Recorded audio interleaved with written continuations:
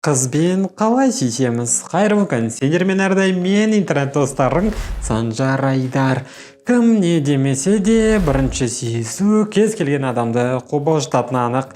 Қыз саған қатты ұнаған сайын сен өзің жайлы әсерді құртып алмай, оны уақытында әрі дұрыс сүйгің келеді. Ал мен болсам бүгін саған осының барлығында көмектесетін боламын. Яғни біз сенімен сәйкес уақытты таңдап, оны ұмытылмастай етіп жасап, алдын ала нені дайындаған жөн екенін талдайтын боламыз. Бұл Санжар Айдар және менің саған айтарым бар.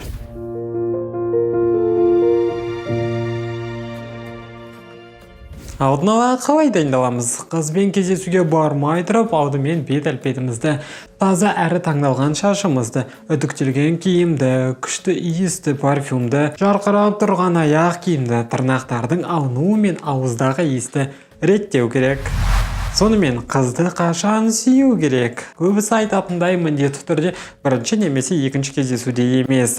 Ол әр адамның өзіне тікелей байланысты, және бұл жерде бір универсалды бәріне келе беретін бір кеңес беруде қиын. Тағы да осы сәтте өзіңе сұрақ қойып көр. Сен ол қызды шынымен сүйгің келе ме? Әлде жоқ па? Және сүйісу саған не үшін керек? Жай кездесуден бос қайтпай, галочка қою үшін бе? Әлде сенің оған шынымен сезімдерің бар ма? Егер араларыңда соңғысы болмаса, онда сүйісу сендерге ләззат әкелмейтіні анық. Қыздың сүйісуге дайын екендігін оның сөздерінен білу қиын. Сол үшін бұл жерде біз оның дене белгілеріне назар аударамыз. Мысалы, сендердің арақашықтарының жақындығы, қыздың саған деген көзқарасы, өзін ұстауы, саған қолмен тиюі деген сияқты. Көбінесе бұлардың барлығы позитивті белгілерге жатады. Яғни олар сенің қызға ұнайтыныңды білдіреді.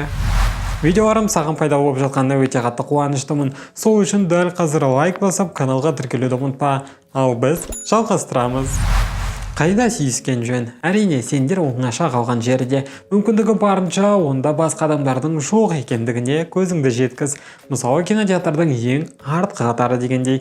Тағы да парктер, жағажай, жаяу серуендейтін жерлер, көліктің іші де бола береді. Сол сәтті кейінге қалдырма. Негізі бірінші сүйісумен асықпаса да болады, бірақ оны тым кейінге де қалдыра берудің қажеті жоқ. Себебі қыз сол бір қадамды сенен күтіп отырады. Сен тармай іздетсең де ол саған түрлі намектар жасауы мүмкін. Ал егер осы сәтті де өткізіп алатын болсаң, онда оны басқа жігіт сүйеді. Кей кезде өзіңе қазір немесе ешқашан деп айту керек болып жатады. Сол үшін тез уақытта қажетті романтикалық әуенді, қыздың өзін емін-еркін ұстауын, сол бір іс-әрекетті жасау үшін басқа да адамдардың жоқтығын бақыла. Әрине, бұл өзімен өзі бола бермейді. Сол үшін қызға өзің жақындап, оның қолынан ұстап, құшақтасып, бетінен немесе мойнынан сүйсең болады. Ал егер қыздың қарсы емес екенін байқап жатсаң, онда болды. Іске сәт, барлығы тек сенің қолыңда.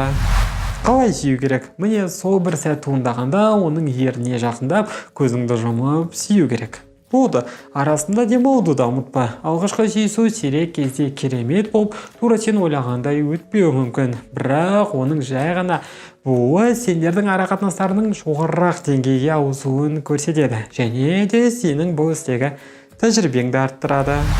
Егер ол сүйісуден бас тартып қалса, өзімізді бір сұмдық нәрсенің болып қалғандай сезінбейміз. Бұл жай ғана сүйісу ғой.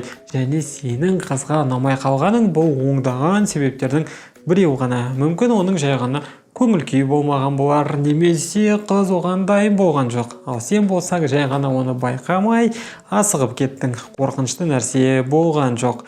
Бәрінде түзетуге болады.